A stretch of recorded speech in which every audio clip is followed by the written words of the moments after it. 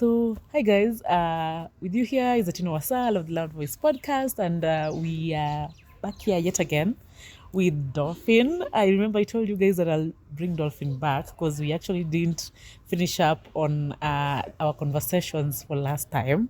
Okay, so I'm happy to bring her back. The conversations was amazing the last time. It was eye-opening. We learned so much, the technicalities of it all, and it's interesting as much as eco complex. Okay, and she's just here to like make it easy for all of us to understand, as the Loud Voice podcasts usually do. So. As you can recall, because after this needs us to like recall, go back to the conversation the last time, we talked about climate financing, but on a global level. Okay, and you people remember we talked about how these funds come to finance the climate change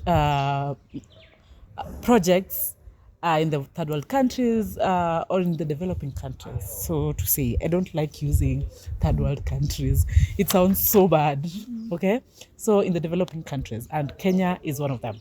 So this time round, we are focusing climate financing on on Kenya. Okay, our local climate finances and how they're being used and what exactly they are for. Okay, so Dolphin, welcome back. I don't know if we need to introduce you again. You already know me. You people already know her. So let's just go like directly into it. Climate financing, but local. How does it work? We already know how it works in the international level, but how does it work hapa chini na sisi? Yes. What does it look like? Okay, thank you for that question. That's a very good question to ask practically. When you look at Kenya, Kenya as a country has done quite well. Looking at compared to the rest of the world, it's because I think we not only look at the big international, we also go for bilaterals, like country to country agreements to see how we can get resources into the country to support 1, 2, 3 activities on climate change. Other than that, I think Kenya has created what we call the domestic enabling environment to attract financing in the country. So this is in terms of policies, climate change policies, as well as the Climate Change Act, Climate Change Response Strategy, climate change, all those basically policy enabling frameworks. So these policies are what make our country more able to attract financing from these donors, basically. But also as a country, because we understand the concept of co-financing, Kenya has set up what we call the National Climate Change Fund, basically, under the National Treasury. And the National Climate Change Fund, basically, is supposed to be governed by a National Climate Change Council, chaired by the president. Oh yeah. Yeah. So basically, this fund is yet to be operational because there's a few, I think, logistical issues between Treasury and Ministry of Environment on how to govern this particular fund. So the National Climate Change Fund is there, and it's supposed to be able to support, of course, the national climate change activities under the governance of the National Climate Change Council, which I won't delve into that. Okay. Aside from that, Kenya has had very remarkable leaders at the local level. We've seen, I call them local climate finance leaders at the grassroots level, because we've seen counties. There were 5 counties initially: Makueni, Wajir, and a couple of others. They took up that initiative. They understood the whole principle, and then given that their governance, it's also leadership is very important. That political goodwill. Yeah. So when Professor Kivutha Kibwana, the retired governor, was governor for Makueni County, he took climate change to the next level. Yeah. He went and help the county set up the County Climate Change Fund in Makueni County, basically. And with that, with a goal of trying to attract financing from other sources, because he was taking advantage of our existing governance structures in terms of devolution. We used to have the national government, now we have the devolved government, and the county governments have authority and mandate to seek for resources outside there. So basically, having set up the county climate change funds, basically in Makueni County, they did that with around 5 other pilot counties in Kenya. They also set up the ward climate change committees, ward adoption committees. It was based on his governance policy, governance principle, let me call it that, in that a community would decide we're setting up a school, and that is what is done. We're Oh, doing this. yeah. So he took that to climate change. And basically, when World Bank came to Kenya and saw how it was working, Yeah. how he had managed to devolve climate finance to the grassroots level, because his aim was to be able to access like the GCF. So how can local governments access the GCF? Issues like Yeah. that. So World Bank came in and said, this is a very good initiative, and they benchmarked and they saw how the systems run. Yeah. So World Bank, in partnership with Treasury basically and the Ministry of Environment, they have financed a program called Financing Locally Led Climate Action Actions, Program. yeah. It's called FLOCA. FLOCA. So this particular it is hosted by the National Treasury and Planning, but it is implemented in partnership with the Ministry of Environment and Climate Change and Forestry. So what FLOCA is intending to do is to basically to support the other counties in the country to set up county climate change funds, subsequent county climate change funds across the country, basically.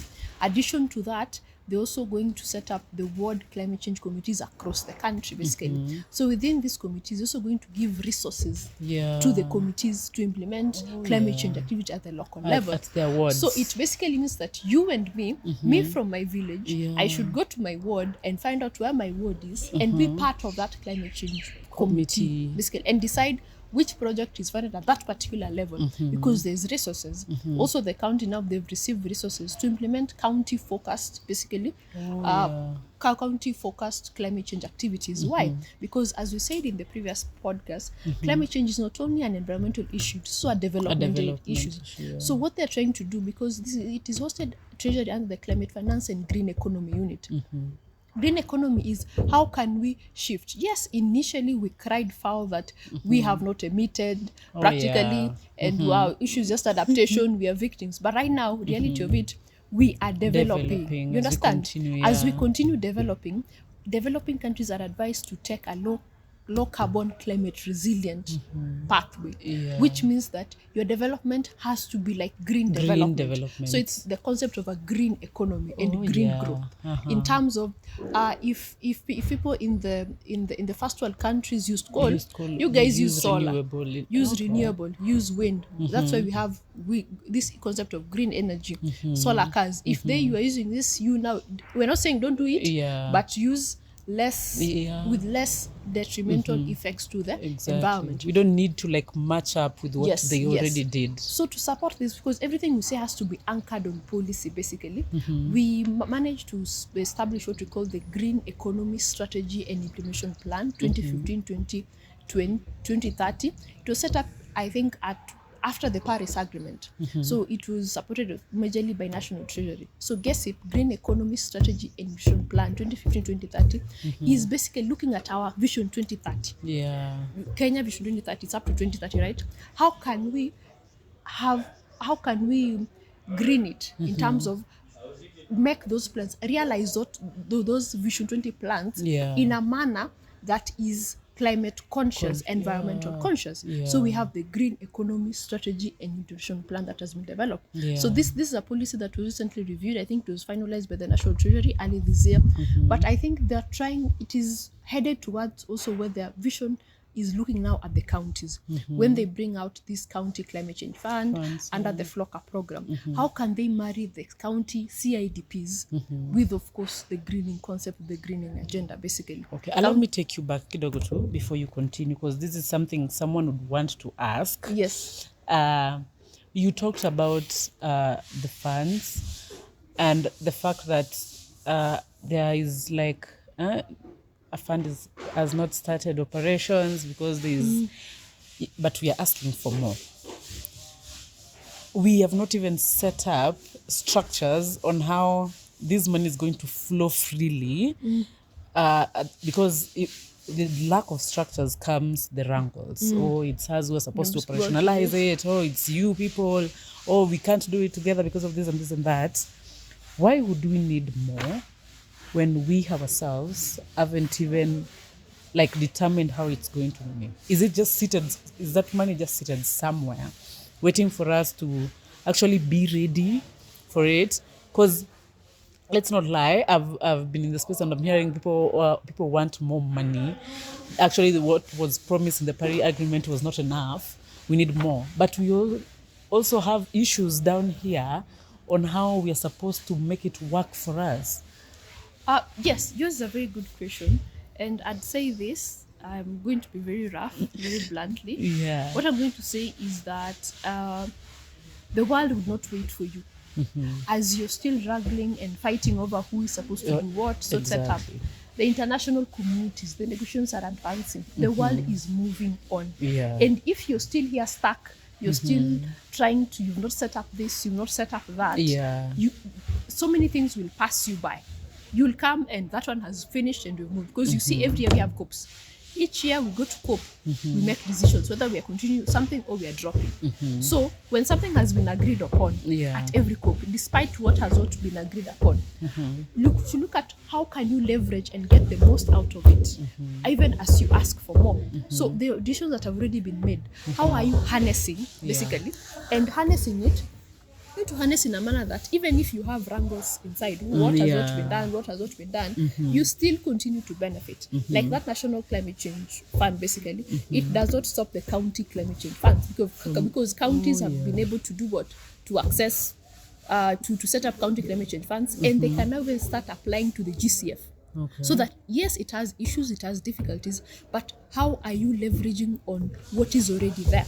But if you wait, the international community will not wait for you. It's like the same time I told you, when we go out there to negotiate as Kenya, we don't go as negotiate as Kenya. We go as a bloc, Africa group. Then it comes to developing versus developed. But in as much as we're in a group work, and it's group work, you need to look at the individual needs of your country. What is best for your country? Because at the end of the day, exactly, you're coming back to Kenya. And if you say this was such, so we're not moving because such and such is not in order, that one will pass you by. Other people will leverage on those existing opportunities. Yes, we still have gaps within the National Climate Change Fund, and the National Climate Change Council has a bit of hiccups over here.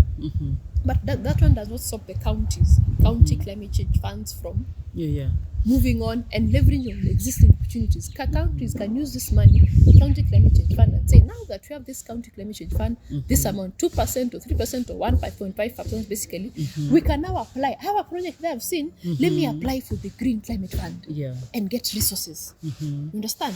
How can you leverage on what is already there, even when what you're trying to fix what is not working, to get money from the green climate fund? So another question I have is, because now we're not talking on the needs of the globe, we're not talking, even if we negotiate as a bloc, we've said we come back to Kenya, okay? And we are working with what we have on the ground right now as Kenya. So is there a possibility of money that is intended for climate change? Because kama unasema, there are structures not yet built, but we can't say, we can't go ask for more money because our structures, other people will get this and we won't. So I feel like this opens up an opportunity of actually climate change funds being taken to other things altogether. So yes, it's true. It's very much true. What you're saying is very much true. But when you look at that one, I'll ask in two parts. It's out of access modalities. Different funds have different access modalities. Some will leverage on, you can choose to leverage on, like the National Climate Change Fund, which is yet to you can go the other route. This one is just giving you an upper hand, but it is not the only route.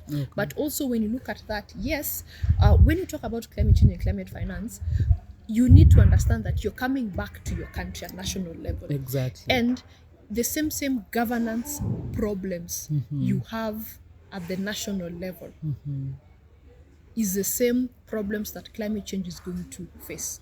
If you have lack of accountability in your normal day-to-day without climate change governance issues, they're going to be the same symptoms they're going to follow it through, because that one is now embedded in your society. So maybe you can try and mitigate, reduce the impacts, but if as a country, any country, the same governance issues that you have without climate change money, basically without climate change, they're the same issues you will face, especially on issues of corruption and accountability. Yes, because it now means that it now means that the same way sometimes you hear people have misappropriated this money, they're supposed to do this. There's a possibility of that happening, you know. Yeah. So they're going to be the same issues. But now also looking at the good side, look at the opportunities. That's room for innovation. That's room for another entity. Like for example, let's say Transparency International, not just to call them out, or some entity that needs to develop a program and put in checks and accounts and balances for climate change, justifying through, we know as a country we've had this, we are corrupt, this is, but for climate change it's important, we need this program. You understand? You need to be innovative around the challenge and around the exactly. So I had a on challenges, but we will go to it like later. So right now, like I would like you to like mention a few of the mechanisms. We have the international mechanism, the GCF, yes. GCFs of the adaptation fund. But now, what are the mechanisms in climate finance for local development, or like Kenya? In Kenya, I think the quickest, the easiest that we want to do, the normal proposal writing. There usually so many organizations bring out call for proposals. So if you see an organization that has a call for proposal, now it's up to you to develop a proposal and take it to them. That's the normal processes, like any other funding that you're looking for. Another one that is readily available is now this FLOCA program. FLOCA is so localized in that you can just walk into your county government or your ward and ask, hey, I've heard about this FLOCA, I want to be part of, within that committee, I want to be part of this committee. And to be, that is the most localized solution, access to climate finance that you have. You don't even need to write a proposal, you don't need to do a lot of things. It is very localized, basically. Go to your counties and ask them. You know, the people, this is why people sometimes are pragmatic, are like, what is not happening? Basically, people are afraid there is no financing at the grassroots. But have you gone to the county level and had that experience? Basically, most of us, we want to assume that we've already branded that my county X is already corrupt, so I will not even go there. You should go there and see for yourself, is it truly corrupt? This is just part of hearsay. Because we have some countries who are doing very good well, basically, and have the goodwill to support their people to develop, basically, and to advance, basically. And if you mitigate and rush climate change, it will reduce down even some of your expenditures on development, basically. It's cost saving to implement climate change and mitigation practically. But it will not stop, basically. That is as local as it gets. Other than that, I think there are always programs that are always ongoing, especially from civil society. We've had civil society groups, I will just mention a few, like PACJA and KCWG, basically. They sometimes have programs and they're very open to the public. You know, KCWG is Kenya Climate Change Working Group, basically brings in civil society and state actors. They engage. Sometimes they have some programs and projects. They are always willing to engage people and groups and organizations. We also have like the other one, Pan-African Climate Justice Alliance. They have programs. They had the Angaza program. They invited people and they engage and they work on it. So that is part of support that you can do, basically, because they're always people willing to support. Also look at from the sector approach. Sometimes you have so much financing within your sectors. We have people in the private sector. There is financing for everybody, climate financing for everybody. There are also ongoing projects, like IUCN is implementing a project called Towards Ending Drought Emergency, funded by the GCF. And AFDB is about to start implementing is about to start implementing some programs to the local communities, basically. Everyone has projects. AFDB launched the Youth, Young Entrepreneurs Fund for Climate Change. There always those opportunities and calls and proposals. So you can always be part of course, when you look at coming down to even within the GCF, we have what you call the accredited entities, like IUCN. You could work with them and be part of the implementation of the funds, because we may not always all be able to access funds at that global level. But the most easiest, simplest is the FLOCA funds.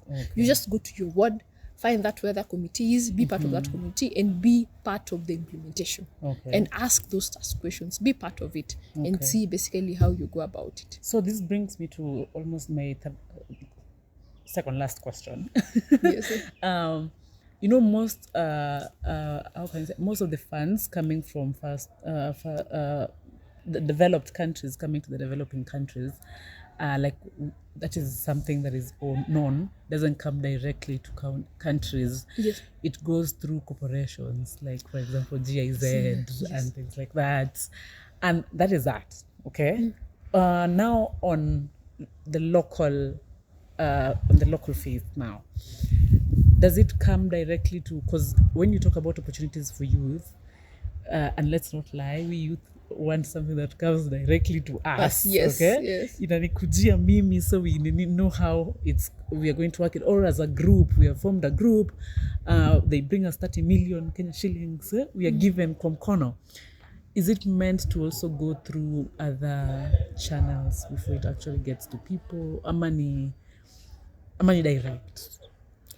So what happens basically, you've touched on two things, issue of direct and indirect access, where you have the large corporations. What happens especially for the funds like the GCF, like I told you, it's co-financing. You have something, then you're given something. But you find most of the time at the local national context, we don't have strong enough entities who have something. The entities that have something have their headquarters in different countries, in Geneva, in other places. We find a big organization, NGOs, big organization, they have headquarters in another country. Basically they're the ones who get, because they already have, they can match structures. They have structure, and they can match the funding, because GCF gives you additionality. It's an additional. So we don't have strong enough entities that can match that amount. Even if you have entities that maybe are able to have that sort of direct access, basically, you'll find that they don't have as much strength, because you're competing. Yes, it's a fund, but you're still going to compete. You're competing for a global fund, and you're competing against people who are in 50 countries, and basically in 50 countries, they have their headquarters in a developed country, and you're here at the national level competing with such. But we have ninis such as Safaricom. Safaricom is big enough. We have banks like KCB. But KCB. But now look at who you're talking about. There is also, within climate finance, there's the public finance and private sector finance. Private sector is usually most of the time looking for return on investment.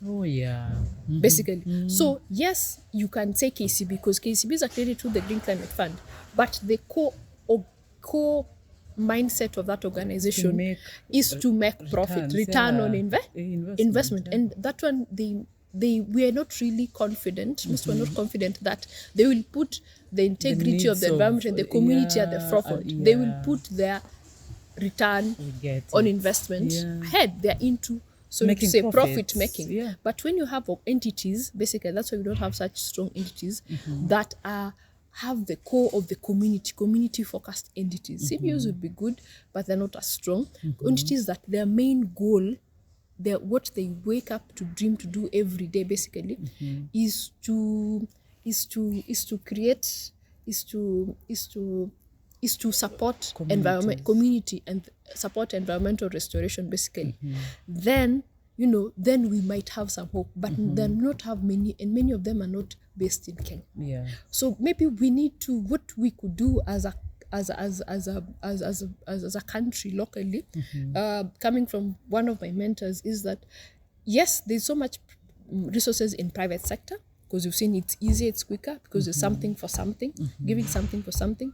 Maybe form as many small cooperatives, green enterprises, green cooperatives, basically, that you can also look to access climate financing at that very low level, so that you can go to KCB and say, we are a green cooperative doing 1, 2, 3. Can you support 1, 2, 3?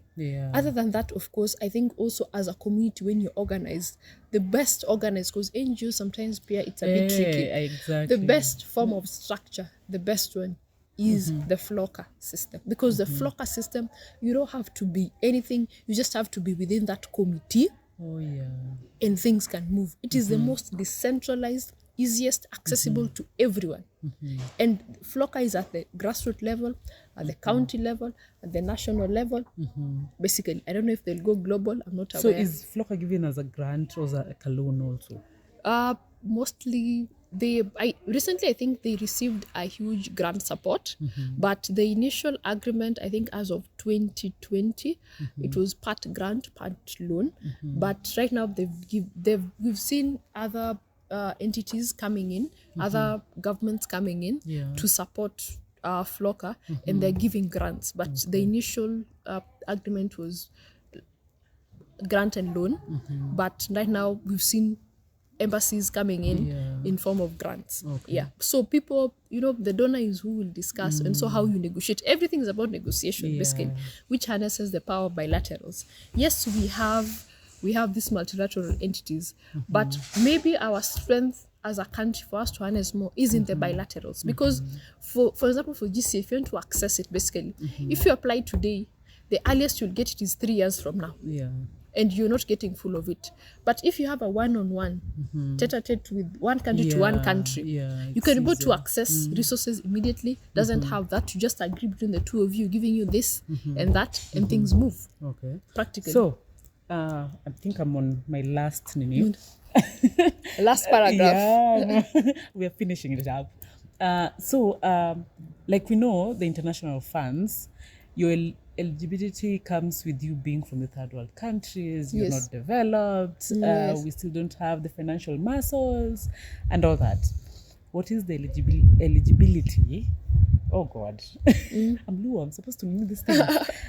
What makes you eligible at the grassroots level for Flocker Fund now?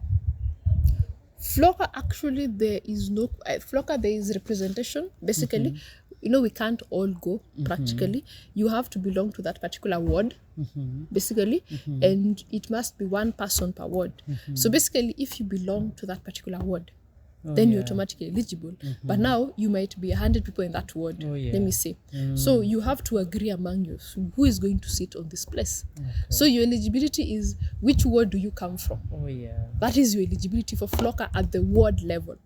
And even with wards, there we go back international and third world and whatever and developing. Even with wards in communities, there are developed wards.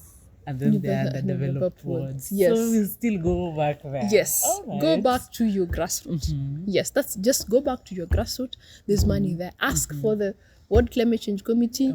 Start following from there. That is the most easiest. It has been brought to your doorstep, literally. All right.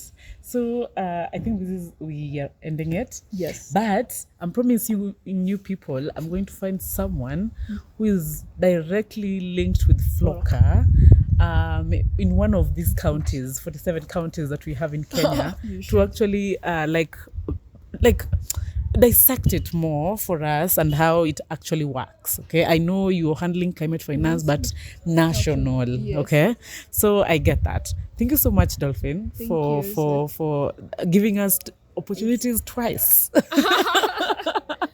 Okay, it's always a pleasure. Maybe there'll be a third time. Third time is a charm, but I'm hoping you guys have learned a lot, because I have, and I hope this information actually goes into informing you going to actually look for these funds and actually help yourselves as communities and grow, because this is what it's meant for, right?